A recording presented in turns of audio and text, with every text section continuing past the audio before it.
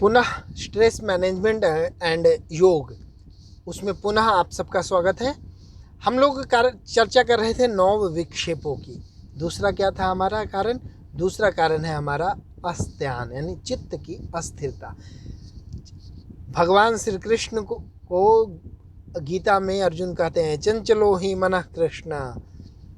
हे कृष्ण, क्या करूं, मन बहुत चंचल है, ये मानता ही नहीं। और हमारे उपनिषदों में भी कहा गया है, मन एव मनुष्यानाम कारणम बंध मोक्ष, कि हमारी बंधन का और हमारी मुक्ति का कारण हमारा मन ही है।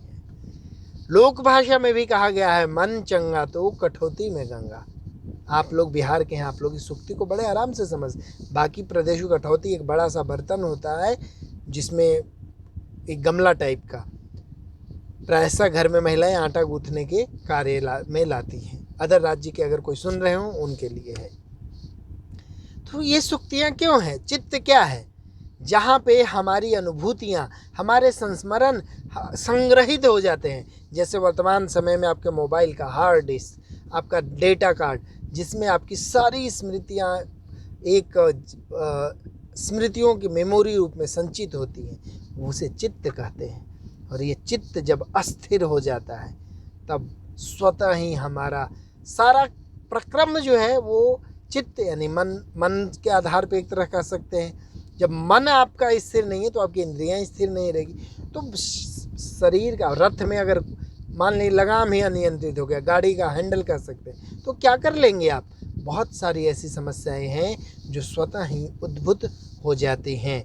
इसलिए इन समस्याओं के प्रति आपको हमेशा ही सावधान रहना पड़ेगा। चित्त आपका स्थिर हो जाएगा तो आप बहुत सारे तनाव चिंता से मुक्त हो जाएंगे। अब उसके बाद आप लोग देखिए संशय।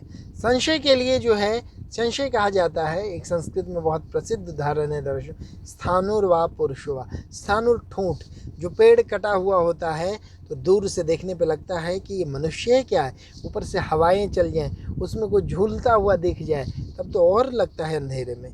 तो एक संशय, यानी वास्तविक पदार्थ में अवास्तविक पदार्थ की प्रतीति हो जाना संशय है। लेकिन सत्य रूप में प्रतीति नहीं होना, कभी वो दिखाई देगा कभी वो, मतलब एक प्रतीति हमेशा संभावना रूप में रहती है, वास्तविक रूप में नहीं।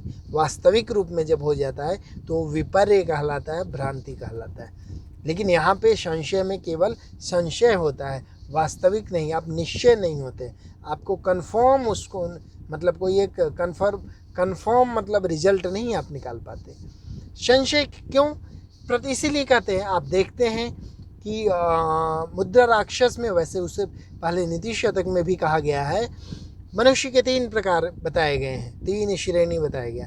पहला, प्रारभ्यते न विघ्न भयेन नीचै, प्रारभ्य विघ्न विहिता विरमन्ति मध्या, विघ्नेन पुनः पुनरप्रत्यहनमाना तो उत्तम जना न प्रतिघ्नन्ति। यानी 3 प्रकार के लोग हैं। पहले नीच कोटि, दूसरे मध्यम और फिर उच्च कोटि। नीच कोटि कौन है? प्रारभ्यते न, कोई काम ही नहीं शुरू करते, हमेशा संशयात्मक दृष्टि रखती है, काम शुरू ही नहीं करेंगे, पता नहीं सफल होऊंगा नहीं, पता नहीं सफलता मिलेगी या नहीं मिलेगी। तो इस प्रकार की बहुत सारी संशयात्मक उनमें अवधारणा होती है। और संशय हमेशा ही आपका कुछ चिंता का कारक बनेगी। पारिवारिक जीवन में हो, आपके व्यक्तिगत जीवन में हो, आपके व्यवसाय में हो, आपके अध्ययन में हो, हर तरफ अगर संशय होगा तो चिंता उसके पीछे पीछे चलती है। उसके बाद है प्रमाद और आलस्य। चौथा प्रमाद, 5वां आलस्य। देखिए, प्रमाद और आलस्य में अंतर क्या है कि प्रमाद कहते हैं, प्रमाद का मतलब है साधन के प्रति उदासीनता, और आलस्य चेष्टाओं का अभाव। प्रमाद क्या है?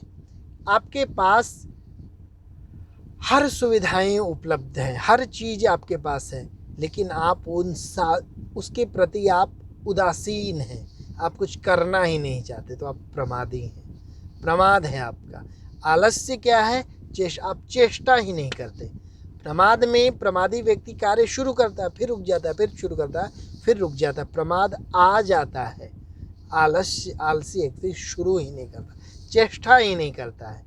और जब नहीं करेंगे, काम पूरा नहीं होगा, तो आपको क्षोभ उत्पन्न होगा, असफलताएं होगी, बहुत सारी परेशानी आएगी, शारीरिक जीवन में भी, शारीरिक रूप से भी, व्यक्तिगत जीवन में, पारिवारिक जीवन, हर प्रकार के क्लेश उत्पन्न होंगे। इसीलिए व्यक्ति को योग दर्शन सिखा रहा है विक्षेप के रूप में, कि ये सब विक्षेप रूप में आते जाते रहते हैं, आपको प्रमाद आएगा, आलस्य आएगा, इसलिए इनसे बचना है।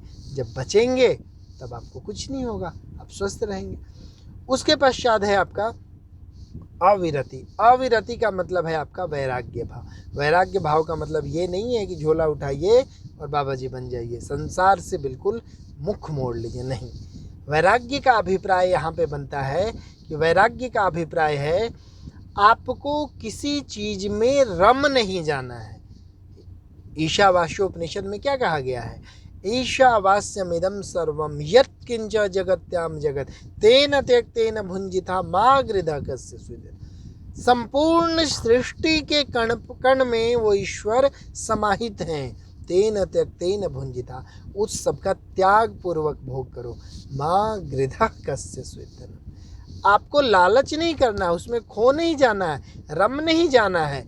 इस प्रकार से जब आप लोग रहेंगे, संसार के प्रति बहुत ऐसी जीवन में अवसर आते हैं जब मोह के कारण, लालच के कारण, ईर्ष्या के कारण, द्वेष के कारण हम सब किसी चीज़ के प्रति एकदम अनुरक्त हो जाते हैं और वो कभी हमसे दूर हो जाता है, तब हम अवसादग्रस्त हो जाते हैं, चिंताग्रस्त हो जाते हैं। असफल हो जाने पर, किसी के दूर हो जाने पर, इवन जीवन मृत्यु के चक्र रूपी जो मृत्यु है, अगर किसी की मृत्यु परिजन की हो जाती है, तब भी व्यक्ति चिंता अवसाद ग्रस्त हो जाता है।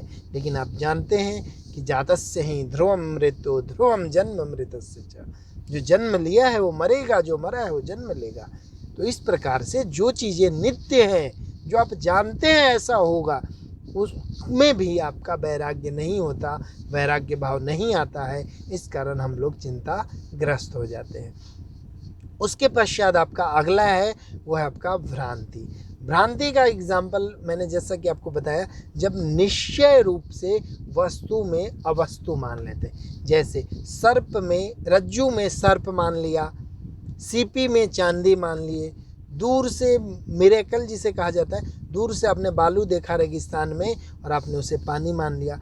इसी प्रकार से आप बिना किसी प्रमाण के, संशय हो के, आप भ्रांतिवश अपने पारिवारिक जीवन में, सामाजिक जीवन में अब किसी के ऊपर दोषारोपण कर देते हैं और आप स्वयं ही जज बनकर, स्वयं ही आप निर्णायक बनकर एक भ्रांति पूर्वक अवधारणा बना लेते हैं। आज बहुत सारे पति पत्नी के रिश्ते, पारिवारिक रिश्ते, पिता पुत्र के रिश्ते, भाई बहन के रिश्ते इस भ्रांति के कारण समाप्त हो जाते हैं। बाद में आपके पास पछतावा के अलावा कोई रास्ता नहीं। इसलिए भ्रांति कभी नहीं होना चाहिए। अगर भ्रांति उत्पन्न होती है तो आप उसको दूर कीजिए।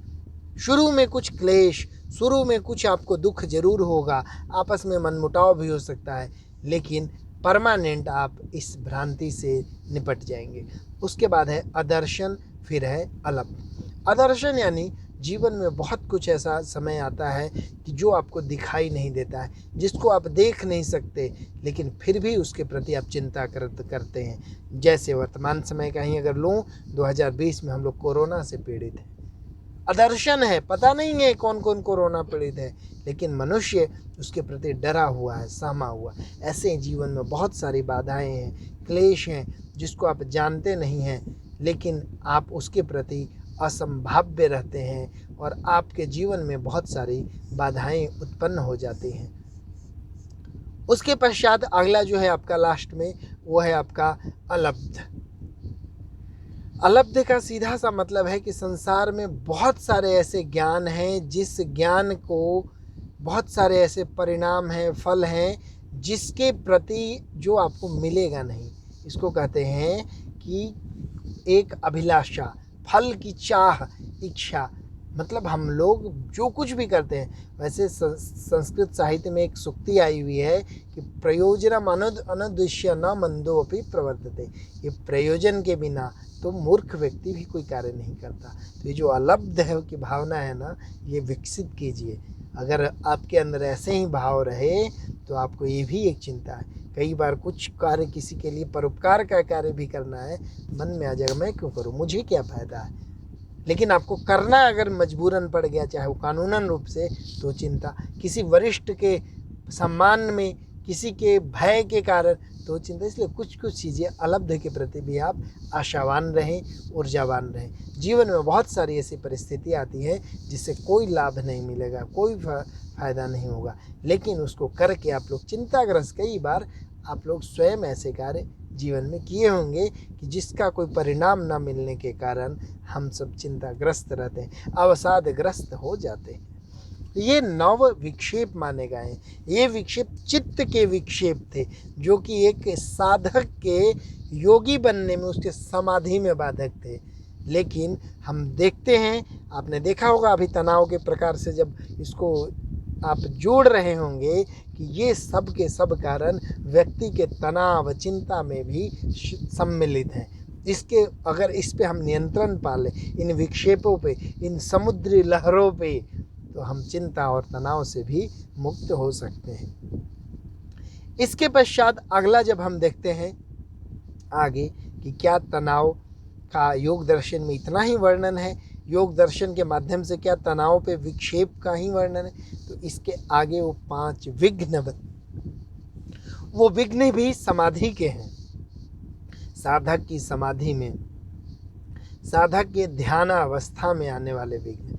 लेकिन उन विघ्नों को हम लोग योग अपने स्ट्रेस मैनेजमेंट में भी यूज कर सकते हैं, उपयोग कर सकते हैं। लेकिन शुरू के 2 का उपयोग कर सकते हैं, 3 बिल्कुल ही समाधि के लिए हैं, वो हमारे लिए उपयोगी नहीं है। 5 विघ्न कौन कौन से हैं, तो विघ्न है हमारा त्रिविध दुख, दौर्मनस्य, अंगों में उत्पन्न कंपन, श्वास प्रश्वास, ये 5 हो गए आपके।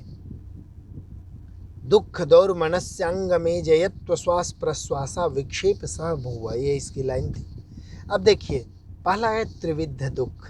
दुखों के बारे में पहले भी बताया हूँ, इसमें भी 3 प्रकार के दुख माने गए हमारे यहाँ, आध्यात्मिक, आधि भौतिक, आधि दैविक। ये 3 दुख शुरू में ही सांख्य दर्शन में बता दिए गए थे कि अगर आप लोग परमानेंटली मुक्त होना चाहते हैं तो ये 3 दुख हैं, और तीनों दुखों से छुटकारा तभी मिलेगा जब आप दर्शन की शरण में आएंगे। जी, भौतिकतावाद के पास इसका परमानेंटली सॉल्यूशन नहीं है। आध्यात्मिक दुख मीन्स आपका बॉडी का फिजिकल दुख। कैसे? 2 प्रकार के, आंतरिक, पहला बाह्य दुख, फोड़ा फुंसी, जख्म, बुखार, ये सारे दुख ये ठीक होते हैं, औषधि से फिर हो जाते हैं, ठीक होते हैं, फिर हो जाते हैं। कोई गारंटी कोई वैद्य नहीं दे सकता कि आज के बाद आपको ये बीमारी नहीं होगी। आंतरिक दुख आपका काम, क्रोध, मोह, राग, द्वेष, ये आपका आंतरिक दुख है।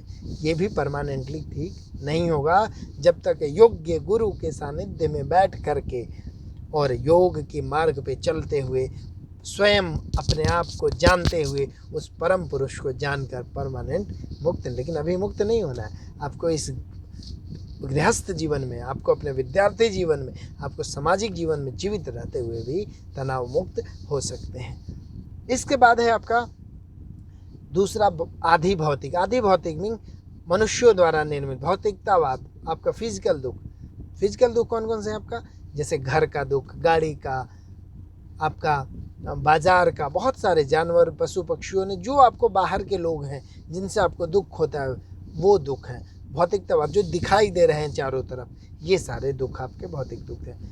गाड़ी के लिए, घर के लिए, बंगला के लिए, खेत के लिए, ज़मीन के लिए, खाना पीना, ये सारे दुख आपका भौतिकतावादी दुख हैं, जो आपके द्वारा बनाए हुए हैं और आप ही इसको ख़त्म कर सकते हैं। तीसरा है आधि भौतिक, आधि दैविक। आधि दैविक में प्रकृति जन्य, भूकंप, बाढ़, तूफान, बिजली गिरना, ये सारे दुख आध्यात्मिक आधि दैविक दुख में आते हैं, जिनके ऊपर आपका कोई नियंत्रण नहीं है। और जब तक आप जन्म लेंगे, मरण लेंगे, तो आपको बालपन, यौवन, जरा और मृत्यु, ये आपके आएगा ही आएगा। ये आपके दुख है। इसके पश्चात है आपका दूसरा जो विघ्न है, वो है दौर्मनस्य। दौर्मनस्य क्या है? आपकी जो अभिलाषाएं थी वो पूरा नहीं होने पर जो विक्षोभ उत्पन्न होता है। आप देखते होंगे इसका दौर मनुष्य का विक्षोभ क्या होता है। बच्चे, बहुत सारे पढ़ने वाले विद्यार्थी होते हैं जो परीक्षा में अपेक्षित रिजल्ट ना आने पर आत्महत्या कर लेते हैं। सेम व्यापारी वर्ग करते हैं, कृषक वर्ग करते हैं। बहुत सारे परिवार में ऐसा हो जाता है कि आप दुख को सह नहीं पाते, आपकी अभिलाषाएं पूरी नहीं होगी, तब आप लोगों ने मृत्यु को गले लगा लिया। आपने अपराध कर बैठे, विक्षोभ में आकर के किसी की हत्या कर दी, किसी के यहाँ चोरी कर लिए, तो ये सारे विक्षोभ भी कहीं न कहीं आपके लिए तनाव, चिंता और आपके लिए अवसाद के कारण बनेंगे। ये सब योगी के लिए भी आवश्यक थे। अब उसके बाद पड़ता है आगे अंगों में उत्पन्न कंपन, श्वास प्रश्वास, ये सब योगी के हैं। तो ये 3 प्रकार के आपके हो गए। 5 प्रकार के विघ्न हैं और ये 3 जो 2 आपके काम के हैं, 3 समाधि के लिए। सबसे लास्ट में वही जो आप लोगों को जो सबसे लास्ट में है कि योग से तनाव से मुक्ति कैसे हो सकती है, तो अब समाधिपाद में ही ये सारी चीज़ें बताई गई है। और इन्होंने आपको मैत्री करुणा मुदिता उपेक्षा नाम सुख दुख पुण्य पुण्य विषया नाम भावना, क्या मैत्री करुणा मुदिता उपेक्षा और भावना, ये 5 चीज़ें सकारात्मक ऐसी बताई हैं जिसका पालन करके मनुष्य बिल्कुल सर्वदा के लिए, हमेशा के लिए जीवन में तनाव चिंता से मुक्त होकर शांत चित्त जीवन यापन कर सकता। मैत्री, सबसे पहले मैत्री, मित्रता करना। आप देखते हैं कि 2 विरोधी राज्य भी मैत्री कर लेते हैं, खुशहाल हो जाते हैं। 2 व्यक्ति दुश्मन होते हैं, जब मित्रता हो जाती है, दोनों के गुण बिल्कुल भिन्न होते हैं, आपस में नहीं मिलते, लेकिन केवल मैत्री के कारण खुशहाल जीवन हो जाता है। इसलिए मैत्री कीजिए, मित्रता कीजिए, प्रेम से रहिए, तो ये भी आपके लिए खुशहाली लाएगा। दूसरा आपका करुणा, क्षमा शोभती उस भुजंग को जिसके पास गरल हो, उसको क्या जो विषहीन दंतहीन विनित सरल हो। रामधारी सिंह दिनकर की एक कविता है कि दया करना सीखिए, स्पेशली जब आप शक्तिशाली हैं, जब आप आर्थिक रूप से, शारीरिक रूप से, सामाजिक रूप से आप ऊंचे पद पे हैं, तो नीचे वालों के प्रति दया का भाव रखिए। समाज में जो विषमताएं हैं, वो चाहे शारीरिक हो, आर्थिक हो, सामाजिक हो, धार्मिक हो, ये विषमताएं क्यों उत्पन्न होती हैं? विषमताएं तो हमेशा रहेगी, कर्म के अनुसार, सामर्थ्य के अनुसार, लेकिन जब किसी में भेदभाव न रहेंगे, करुणा रखेंगे, दया रखेंगे दूसरों के प्रति, तो चिंता उत्पन्न नहीं होगी। आपको कोई वैसे ही राग द्वेष जैसे भाव ही नहीं आएगा, तब भी आप बड़े सुखपूर्वक रह सकते हैं। उसके तो आप लोगों को हमेशा ही करुण रहना चाहिए। रामायण में करुण रस है, तभी तो कहा जाता है राम राज्य। उसके बाद है मोदिता, मोदिता यानी हर्ष, प्रसन्न रहिए। और प्रसन्न रहना तो हर प्रकार के चिंता क्लेशों की एक निदान है, एक औषधि है।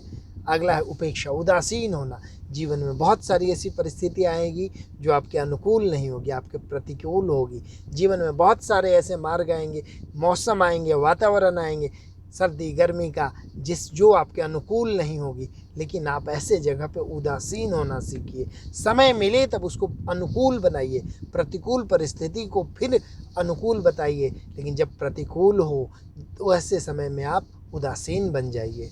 उसके पश्चात है आपका विषय कि सुख दुख पुण्य विषया नाम भावना। ये वही है तब कि जितने भी आपका विरोधाभास, द्वंद्वात्मक हैं, जितने भी जीवन में आने वाली चीज़ें, उनके प्रति आप समान भाव अपनाइए, एक जैसे रहिए, तब मनुष्य के अंदर इस प्रकार के भाव आएंगे कि वो तनाव से बिल्कुल ही दूर हो जाएगा। अब अंत में पुनः आप सबको यही कहूँगा कि देखिए, योग दर्शन समाधि की अवस्था तक पहुंचाने वाला दर्शन है, जो कि जीवन से मुक्त करता है, जीवन से मुक्त परमानंद की प्राप्ति कराता है। लेकिन अगर हम योग दर्शन के आधार पे अपने जीवन को जिए, जीवन यापन करें, तब हम लोग न केवल जीवन में उत्पन्न अनेक प्रकार के व्यक्तिगत, पारिवारिक, सामाजिक, राजनैतिक चिंताओं से मुक्त हो जाएंगे, बल्कि हमेशा ही शांतिपूर्ण, सादगीपूर्ण एवं हर्षोल्लास से जीवन व्यतीत कर सकते हैं। और सभी मिलकर इस मंत्र को इस मंत्र के को पालन कर सकते हैं। सर्वे भवन्तु सुखिना, सर्वे सन्तु निरामया, सर्वे भद्राणि पश्यन्तु, माँ कश्चित् दुख भाग् भवेत्। अर्थात सब लोग सुखी रहें, सब लोग निरोग रहें, किसी को हम लोग ऐसा न, माँ कश्चित् दुख भाग्, ऐसा कुछ भी कार्य न करें कि हमारे कारण किसी को कष्ट पहुँचे। ऐसी भावना हो जाएगी, तभी हम लोग जीवन में तनाव चिंता से हमेशा के लिए मुक्त हो जाएंगे।